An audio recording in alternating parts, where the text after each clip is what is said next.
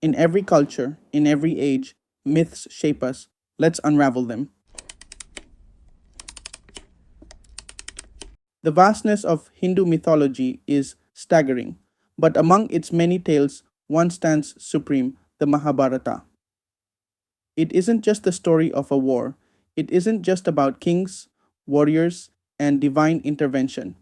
No, Mahabharata is a profound exploration of human nature itself, a saga of dharma and adharma, of righteousness and betrayal, of fate and free will.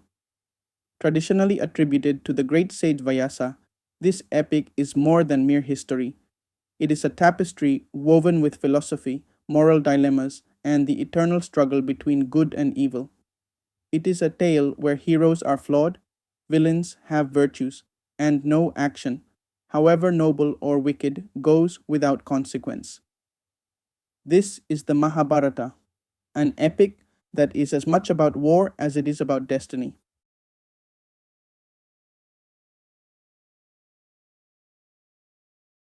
Where there is righteousness, there is victory. At the heart of the Mahabharata is the saga of the Kuru dynasty, a powerful lineage that dominated the Indo Gangetic region of northern India. In today's terms, their influence was centered in modern Haryana, Delhi, and western Uttar Pradesh. Yet the epic suggests that their reach was not confined to one small pocket of land. It radiated across a vast portion of the Indian subcontinent, forging alliances and attracting warriors from distant lands. This isn't just a mythic war of cousins. The Mahabharata details an international assembly of warriors, complex alliances, and a staggering scale of devastation. The narrative hints at an interconnected world where the political, cultural, and military influence of the Kurus resonated far beyond their native soil. Modern scholars are divided. While mainstream research, backed by evidence from the painted grey ware culture, typically dates the conflict to around the 1000 BCE, alternative approaches challenge these boundaries. Researchers employing archaeoastronomy, demographic shifts, and detailed geographical studies sometimes argue for much earlier dates, ranging from 3000 BCE to even 5000 BCE. Such estimates stem from interpretations of ancient astronomical data and population trends, suggesting that the devastation recorded in the Mahabharata might have roots even deeper in prehistory.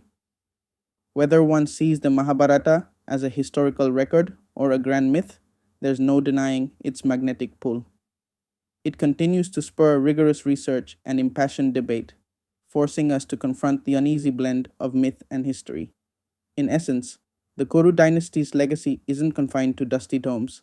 It's alive in the very fabric of South Asian culture and continues to challenge our modern understanding of the ancient world.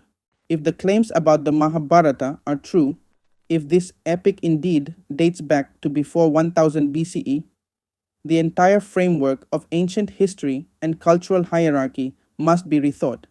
Such a timeline would imply that a world brimming with profound knowledge once flourished, one whose wisdom and even technological prowess might have eclipsed our modern achievements.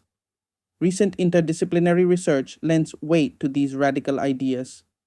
For example, marine archaeological studies reported by Paul Blanchon, 1995, stated that polar ice cap melting resulted in areas near Caribbean Sea submersion, extensively coastal settlements. This evidence dovetails with the legends of a sunken Dwarka, suggesting that catastrophic environmental changes could have erased entire chapters of ancient history. In parallel, genetic studies examining Y chromosome diversity, such as those presented by Monica Carmen, 2015, in Science, have identified a severe bottleneck in the male lineage. Although not definitively linked to the Kurukshetra war, some researchers speculate that the massive loss of life described in the epic could correspond to such a demographic collapse. Astrological analyses add another layer of intrigue.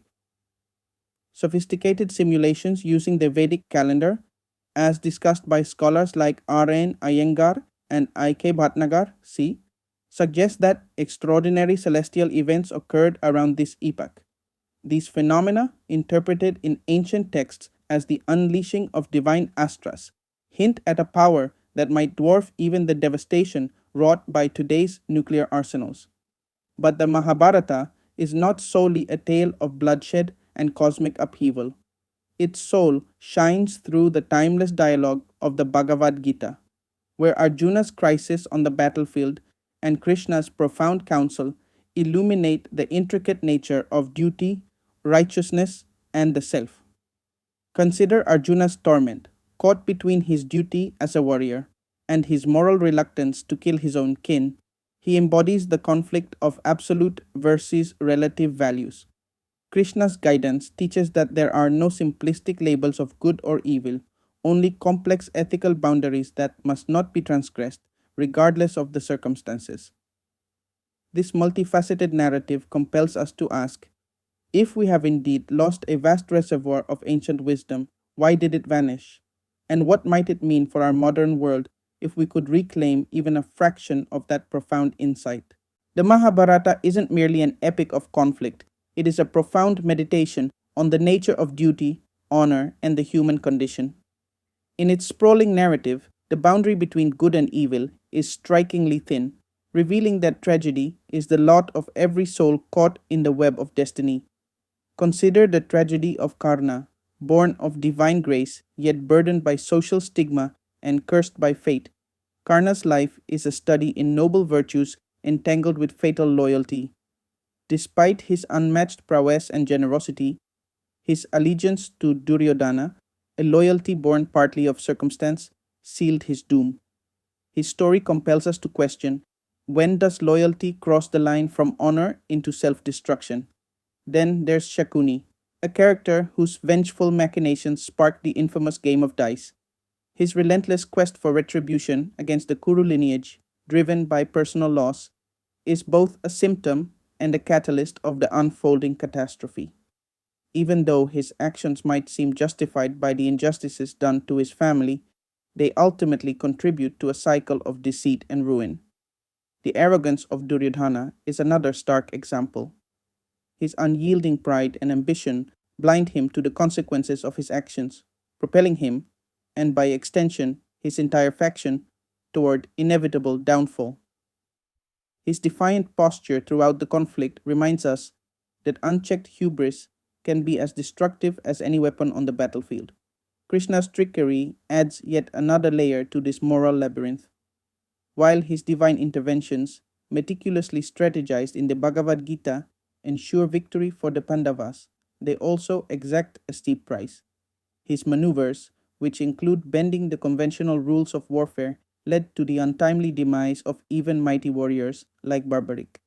Here, divine justice and mortal fate intertwine, forcing us to reconsider what true righteousness entails. Finally, the silent agony of Bhishma encapsulates the epic's ethical dilemma. Bound by his vow and duty, Bhishma endures an existence where personal sorrow and the demands of Dharma collide. His steadfast yet tragic commitment to an ideal, even when it costs him dearly, illustrates that in the Mahabharata, moral imperatives are rarely clear cut. Each of these narratives is not a tale of unmitigated evil or unassailable virtue. Instead, they reveal that every hero and villain carries their own burden of tragedy.